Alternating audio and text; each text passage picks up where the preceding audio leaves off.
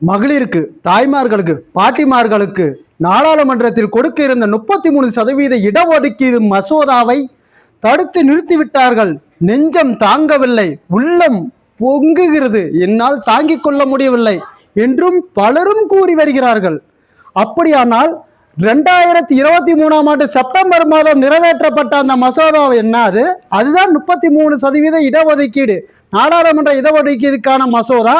அந்த மசோதா செயலிழந்து விட்டதா? அதில் ஏன் நிறைவேற்றவில்லை? இப்பொழுது நாடாளுமன்றத்தை விரிவாக்கம் செய்ய வேண்டும் என்று தமிழ்நாட்டின் குரல் வழியை நெரிப்பதற்காக பெண்களுக்கு 33% இடஒதுக்கீட்டையும் இணைத்து இந்த மசோதா நிறைவேற்ற பார்த்திருக்கிறீர்கள். இது தவறு என்பதால் தான் இந்த மசோதா தோற்கடிக்கப்பட்டிருக்கிறது. ஒன்றும் பெண்களுக்கு கிடைக்க வேண்டிய 33% இடஒதுக்கீட்டை தடுக்க வேண்டும் என்பது தமிழ்நாட்டின் எண்ணம் கிடையாது. முதலில் அதை புரிந்து கொள்ளுங்கள். நீங்கள் போலியான பரப்புரையை பரப்பி வருகிறீர்கள்.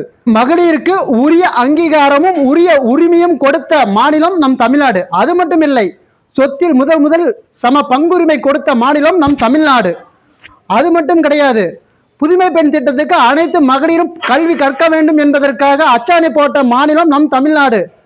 மகளிருக்கு கிடைக்க இருக்கும் எந்த ஒரு சலுகையும் எந்த ஒரு பதவியும் நம் தமிழ்நாடு அரசு என்றுமே தடுக்க நினைக்காது. அதற்கு சான்று தமிழ்நாட்டில் 1,30,00,000 மகளிருக்கு கலைஞர் உரிமை தொகை கொடுக்கப்பட்டு சலுகைகளை பட இடஒதுக்கீடு உள்ளாட்சிகள் 50% மகளிருக்கு கொடுத்த நம் தமிழ்நாடு.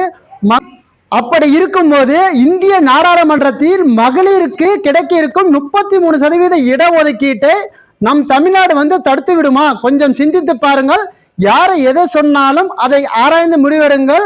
அதாவது நாடாளுமன்ற உறுப்பினரை எண்ணிக்கையை அதிக செய்யும் என்ற காரணத்தை வைத்து தமிழ்நாட்டின் குரவழியும் நெருக்க வைத்து தமிழ்நாட்டின் மீது பழிய போட வேண்டும் என்பதற்காக 2 மசோதா ஒன்றாக கொண்டு வந்தார்கள்.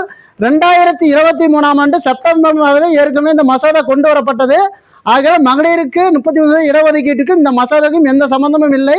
தமிழ்நாட்டின் பெயரை கெடுக்க வேண்டும் என்பதற்காகவே அந்த மசோதா இந்த மசோதாவும் இணைக்கி கொண்டு வரப்பட்டது.